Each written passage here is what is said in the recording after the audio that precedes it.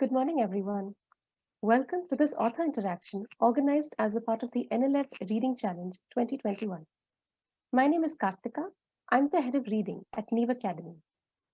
If you joined us yesterday and are back with us today for the rescheduled event, thank you so much for being here. We're very grateful. We're very excited to be here, and we hope you are too. The Nlf Reading Challenge is a 6-month-long reading event from January to June 2021 for students between 10 to 13 years of age. It is open to participants on the competitive or the non-competitive tracks. We have students from across India participating in the challenge.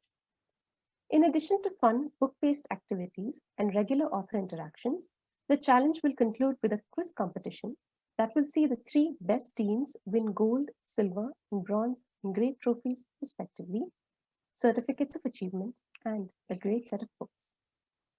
Before we dive into the interaction, we would just like to point out to our audience that as this is a webinar, we will not be able to respond if you raise your virtual hand. Please use the Q&A box to type out your questions. In fact, if you already have your questions ready, please feel free to type them out. If you are a student, a teacher, or a school librarian, please do mention the name of your school along with your question as well. We're sure you're all eager to get started with the session. Before we do, we just want to point out that our country is continuing to go through a very difficult time. We hope that these sessions are a small breather for everybody who is watching. By helping us think about characters in books that we've loved, we could possibly view our own lives and the world around us a little differently. Today we have with us a very special guest, the award-winning Native American writer Joseph Bruchac, whose book Two Roads is on the reading list of the Nlf Reading Challenge 2021. For over 40 years, Joseph Bruchac has been creating literature and music that reflect his indigenous heritage and traditions. He is a proud Nalegan Abenaki citizen and a respected elder among his people. Joseph is the author of more than 120 books for children and adults. His best-selling Keepers of the Earth, Native American Stories, and Environmental Activities for Children series, with its remarkable integration of science and folklore, continue to receive critical acclaim and to be used in classrooms throughout the country. More recently, he co-authored a book in the Unicorn Rescue Society series with Adam Gitwitz, titled Sasquatch and the Muckleshoot. Joe lives in a cabin amidst the mountains at Greenfield Center, New York, and has driven a few miles to his office to do virtual visits, like right now. It is now midnight where he is. Welcome, Joe. We're very happy to have you with us today.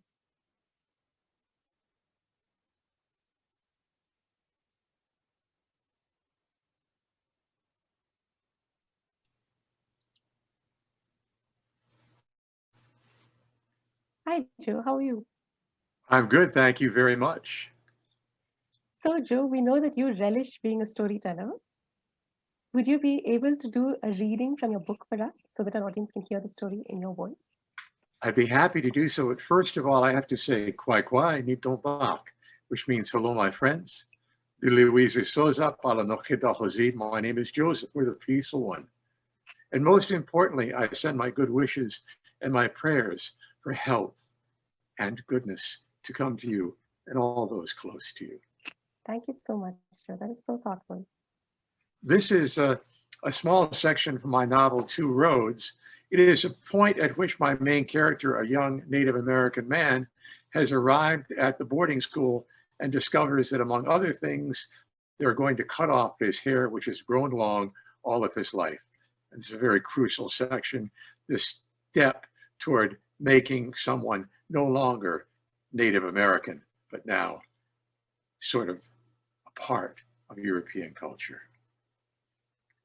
Standing in front of me, tapping her foot, is the person who must be the nurse, the bone-thin woman who was studying Pop and me when we were speaking with Superintendent Morrill back at the parade grounds.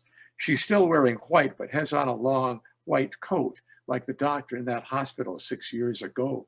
There's gray in her hair and frown lines across her forehead. Around her neck is one of those instruments that hospital doctor wore. Stethoscope, my dictionary told me. Yes, ma'am, I say, making my voice as polite as I can. I'm Mrs. Wilting, she says. Coat off. I take off my coat. Good, you speak English, easier for me. She says, looking me up and down. Fairly clean. Her voice is as sharp as her features, clipped, precise, almost mechanical. So is everything else in this room. It's all hard edges, white, so white that it hurts my eyes. Every object in here, medical things for which I do not know the names, seems hard and cold. Being an infirmary, this is where people get fixed up when they're hurt, but there's nothing comforting about it. Mrs. Wilting raises her hand in a fist, then she pops up her index finger, then she drops that finger so fast, like throwing a dart, that her wrist makes a clicking sound. Over there, sit. As soon as he sits down, the operation of removing his hair begins. I catch a glimpse out of the corner of my eye of the large, shiny shears she has in her hand. Eyes straight. Do not stir unless you wish to lose an ear. I don't move a muscle as she begins to chop. She does it methodically, grabbing a handful in her left hand, yanking it straight, then lopping it off with those razor-sharp steel shears. Snip. More of the hair I've never had cut before is sheared from my head. Snip.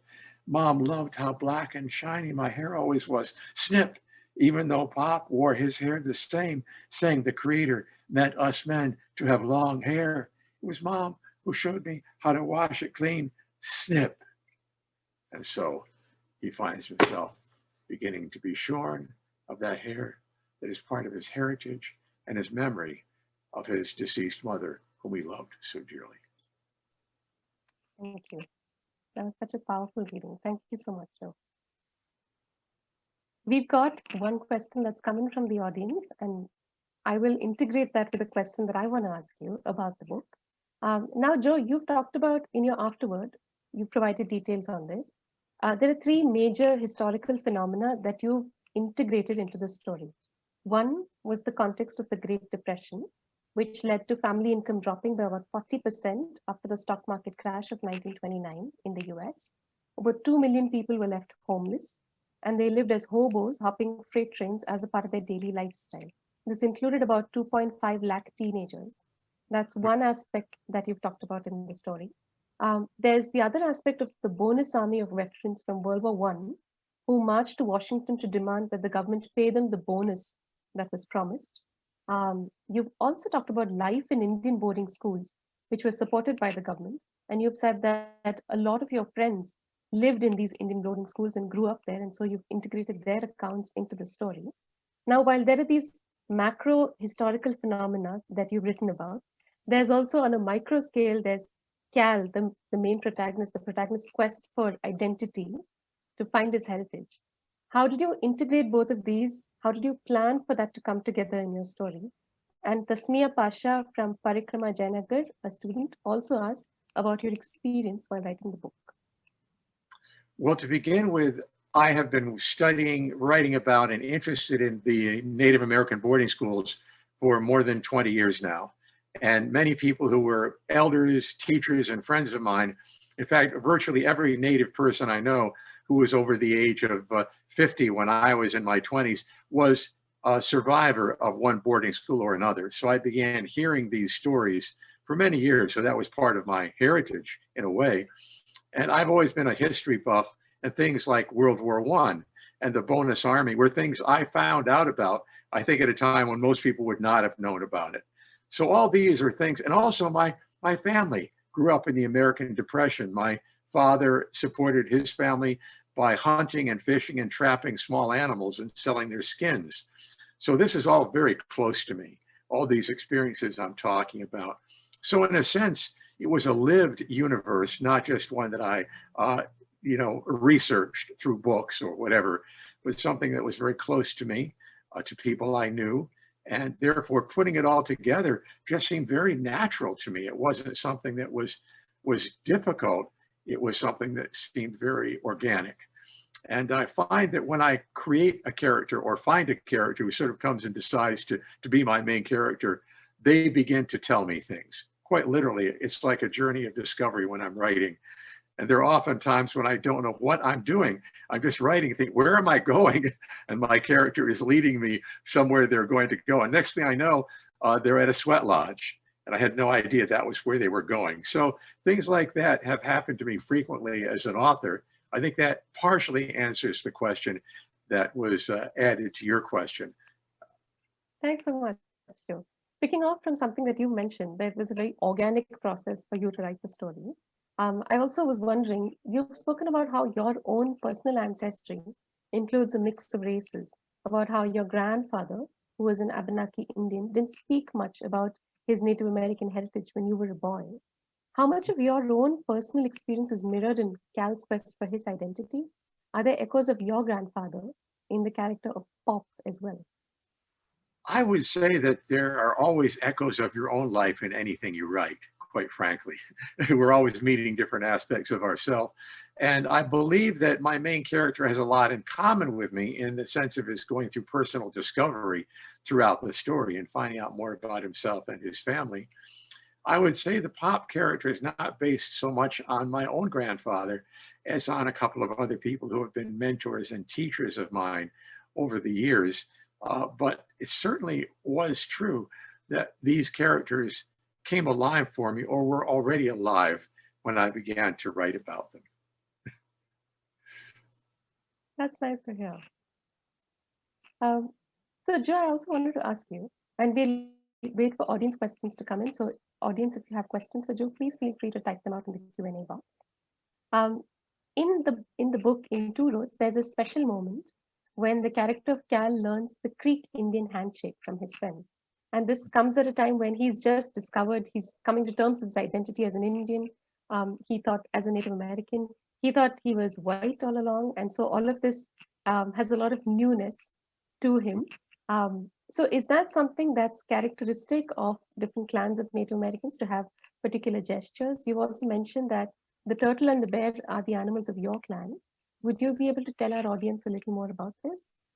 Well, there are certain things that are characteristic of every culture. I know as I've traveled around the world, I've discovered that people shake hands differently.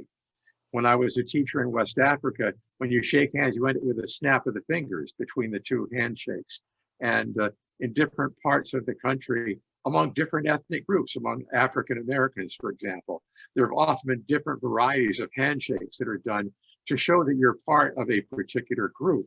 And so it's not uncommon for the shaking of a hand within, let's say, a native group to have certain aspects of it which are very native. Or, for example, even gestures you make, like this is how Americans count, right? They go 1, 2, 3, 4, 5. Native people go 1, 2, 3, 4, 5. You start with the little finger, the opposite direction. And of course, in Germany, they go 1, 2, 3, 4, 5. So I've discovered that there are certain things that are characteristic of a culture or a group of people. And when you learn these things, it's like you're being initiated into that particular culture or that group of being allowed into it. And something such as clans in all of our native nations, I think throughout North America, the idea of clan is very central. The idea that your family lineage is descended not just from something human, but something in the natural world. It could be a bear, it could be a turtle, it could be a wolf. Those are the three major clans, for example, of the Mohawk Nation, who are right next to our Abenaki people, different tribal nation, but they too have Bear Clan. And as you travel around the country, I find if I meet people in another tribal nation and I meet someone who's Bear Clan, they discover I'm Bear Clan, they go, oh, we're relatives. It's something that's sort of exogenous within the clan, not just drawing you in, but also connecting you out. Just as, for example, you are not supposed to marry someone from your clan. You should marry someone from a different clan. And that, I think, is actually biologically very sensible because it avoids interbreeding. It avoids certain genetic problems that come from marrying the same people again and again in the same genetic line. And in fact, adoption has been one of the major parts of all of our Native American cultures. It's one of the most sacred ceremonies that you could be adopted in and become a full member of that particular tribal group. So it's not just a genetic thing, but it is also a cultural thing and a community thing to belong to a particular nation. And in fact, there was at one point, my Seneca friends, one of the 5 Haudenosaunee nations, make a joke to me about how 200 years ago, there were more non-Seneca Senecas than there were Seneca Senecas because of various things like warfare and so on. They had adopted so many people in that everybody had at least one ancestry that was not Seneca. But if their mother was Seneca, they were regarded as full-blood because you only get your ancestry through your mother's side if you're Haudenosaunee. So it's a very interesting and complex, and yet at the same time, a very understandable way of connecting people together and finding common cause and relationship. That's fascinating. Thank you for sharing that with us. We have, so I'm now going to ask you 2 questions, Joe. One is from the NLF team, and one is from a member of the audience, which ties in. Now, in Two Roads, we see also the hypocrisy that existed between policies and attitudes towards Native Americans in the 1930s. For instance, while American Indians were allowed to serve and defend their country in World War I, they were treated as second-class citizens back home. Now, this is content which presents perspectives of what the Native American experience was like then. I want to ask you, is there content like this that is widely accessed by students across the US, while it might be, I'm sure it's available now, as opposed to when you were a child when it wasn't available, but content that talks about the Native American experience, is it widely accessed by students, is one question. The other part of the question comes to you from Hans Kaushik, a member of the audience. Do you find parallels between the stories of your people and the stories of the Aboriginal tribes in Australia? I'll get to that second. I think that there is indeed a lot more information out there that people have, both native and non-native, that can help us understand each other. This is a situation, a climate that has improved, but it is not yet at the point where it should be, quite frankly. And there is still a great deal of racial prejudice in this country. I've been very aware of this since my youth. I was involved in the American Civil Rights Movement. I marched with Martin Luther King. A man named Dick Gregory was a friend of mine who was a great African-American writer and comedian. And Dick actually went out and took part in fish-ins to support Native American tribal nations in the Northwest. So there's a lot of common cause between our different racial so-called minorities or cultural minorities in this country and the experiences that we have had. It is better, but as our recent presidency that just ended showed, there's still a lot of very overt racism, and people, when encouraged, come out and express it, unfortunately, in various ways. Now, the second question, could you restate that again for me so I make sure I get it right? Hans Kaushik, a member of the audience, asks, do you find parallels between the stories of your people and the stories of the Aboriginal tribes in Australia? I was part of a project about 2 years ago where writers from Australia, native writers from Australia and New Zealand, and native writers from North America got together and wrote and compared their work and did things online. And the parallels that we found in our work was really quite wonderful. I have known some Aboriginal people and I've had an opportunity to actually read and to know some of the work being done by modern Aboriginal writers. And what I have been told by my friends, like in the Pichanjara Nation, one of the Gokuri people, for example, that they feel like they are where we were 50 years ago in terms of finding the kind of acceptance and equal rights that they believe they know they should have. And there was a whole generation of Aboriginal people, especially those who are of mixed heritage, who were taken from their families and adopted out. And that is an experience that has been common to Native Americans even into the 1990s. In Maine, hundreds, if not thousands, of Native children were taken from their families because social services said these families were too impoverished to care for them. There's actually a documentary film called Dawnland that talks about that phenomenon and the fact that Maine is now apologizing, just as Australia is now apologizing to its Aboriginal people for the treatment that children received being taken from their families and their cultures. So yes, lots of parallels. Thank you for that, Joe. We have a comment from the audience, a member of the audience, Ms. Rohini Pishpati, who says, in response to what you said about how when people of the same clan meet, there's a sense of kinship that comes in, like you're related, like your family. She says this is so similar to what we traditionally followed in India, still followed in many parts. Oh, she's also talking about marrying out of clans. Um, just a comment for you. Yashodhara K has an interesting question for you. Yashodhara is from CFL, Center for Learning in Bangalore. Today, do young people of native heritage have the space to follow native traditions and culture, or is that changing? How does that make you feel? Are you happy or sad about it? I think it's becoming more common now for people to be able to follow their culture. I know that my younger son, Jesse, who is a fluent speaker of the Abenaki language, has now taken a position as the Abenaki language teacher at Middlebury College, and they have an immersion program that starts very soon in the summer. And a lot of younger people are very interested in that. And there are people who are beginning to learn our language who are younger, who did not have that opportunity 20 years ago. My own grandchildren grew up speaking the language, something I never had the opportunity to do. So that alone, I see happening. Not that things are perfect. In fact, in many of our urban settings, where more than 50%, actually more than 70% now of Native Americans live in cities or urban environments, but not on reservations or in Native communities. And problems like gangs, violence, a lack of opportunity, those are still endemic. And many of our reservation communities, for example, the Pine Ridge Reservation in South Dakota, are among the poorest and have the least opportunity of any communities in the entire United States. So there is both good and awareness, but at the same time, we have a great distance still to travel for our young people. Right. And that is the reality in so many communities around the world of having made progress, but still having further to go. Thank you for sharing that. We have a writing question that's come in for you, Joe, from a member of our audience. Mona Singh from St. Emma Jaipuria School asks, how far do you think good imagination comes in handy while writing a work of historical fiction? I think that there's a combination of research and imagination. And often the imagination is in how you will use the research, because you don't just put facts together, 1, 2, 3, 4. That can be very boring. You need to frame it in ways that are memorable. So the imagination comes in the creation and integration of that historical work.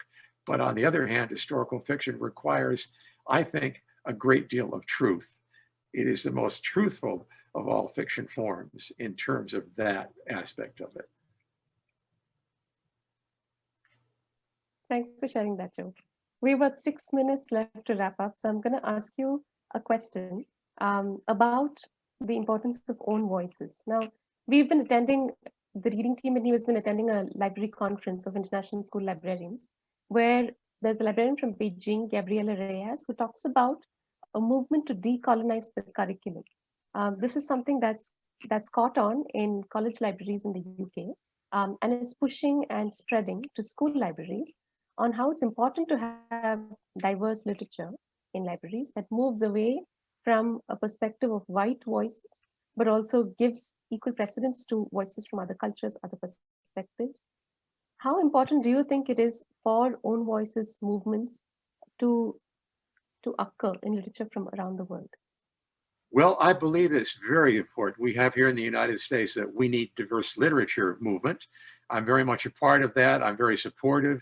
I cannot tell you how many writers I know and work with who are from many different ethnicities and backgrounds who are finally getting an opportunity to be published. And I have to say this is really important. It does not mean wiping out all the previous literature. It means incorporating. It means including. It's inclusion, not exclusion. We have been excluded for so long that sometimes when we want to be included, people think it means we're going to take someone else's place.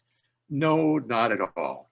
There is room for more stars in the sky, more room than you may think exists there. So we are very definitely on the right road when we make these opportunities available, not just for the writers and not just for their communities, but for human beings in general. We need that diversity to survive as a species and to survive as compassionate and aware human beings. Thank you, Joe, for that stirring response. On the subject of diversity, we also know that in addition to being a writer, you have many diverse strengths and talents. You're also a musician, you're also a storyteller. You're passionately interested in folklore of the Native American tribes and clans. Could you tell us a little bit about your journey and how you made your way to each of these things?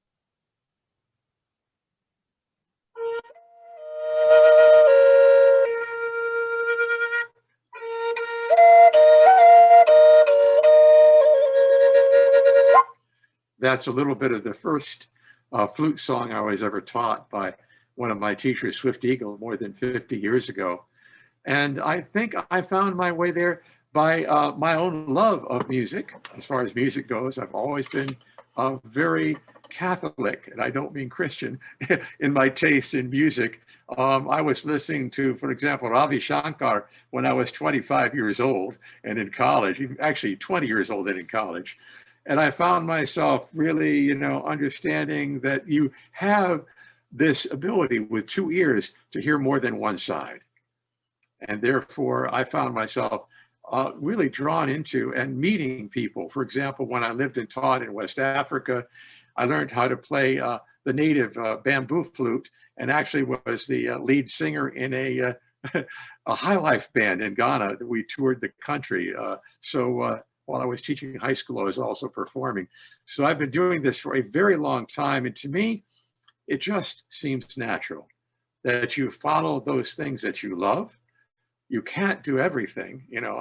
I'm not an illustrator. I can't do that, but I can sing, I can tell stories, I can play music. And I have so many things that really connect together that are part of who I am. And so I think it's really just a question of being open to develop who you are. And I think that's one of the best things we can tell young people. Be open to develop into the person you will be. Don't let someone tell you what you cannot do. Find out for yourself what you can do. That is so beautiful. Thank you for sharing that with us. An impromptu music performance. We did not expect that at all. But since you have spoken about the fact that it's important for people to follow their own path, discover who they are, who they want to be, follow their passions, I want to conclude our session with the last question that we ask all of our delegates. If there was a shelf of books, Joe, that have helped make you who you are today, what would the titles on the shelf be? Well, I have to say, ironically, that The Jungle Book was a book that really inspired me in many ways. And I didn't realize until years later it was really a critique of colonialism. And the idea of the animals being your family, of that someone who is brown skinned can be the hero of a story, even though it was written by a white writer in England, interestingly enough. I would say that was a book that set me in part on that path.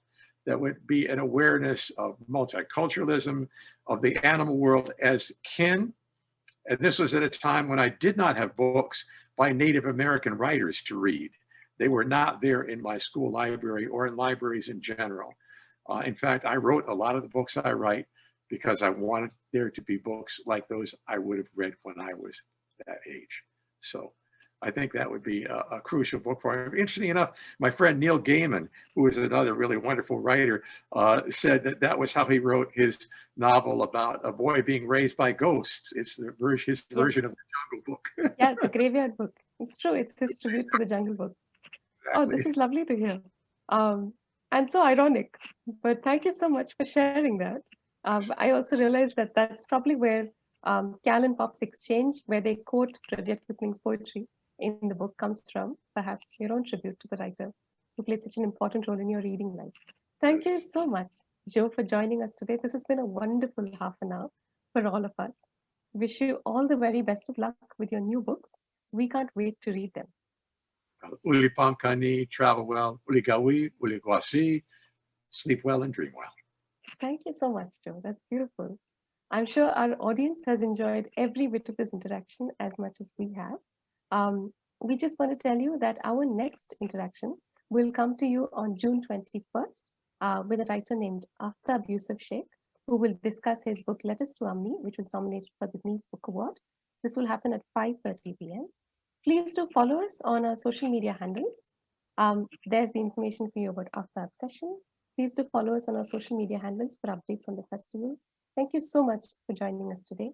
Stay safe, take care, happy reading.